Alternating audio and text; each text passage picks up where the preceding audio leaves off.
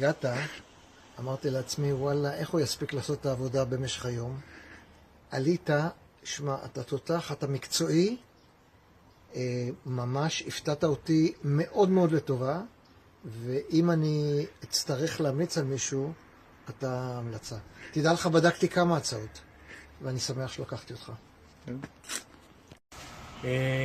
רוצה לספר לכם על אריאל, בחור ישר, הגון, הגיע בדיוק בזמן שקבענו, היה לי עץ קצת מסובך, חצי אצל השכנים, חצי אצלי, עושה עבודה מעולה, לאט, בשקט ומקצוענות, וכל מה שאני יכול להגיד זה תודה רבה ותזמינו אותו גם אתם.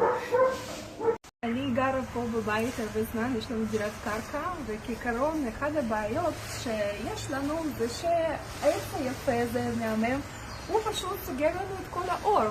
אז אריאל המהמם, הוא יודע עבודה שלו 100%.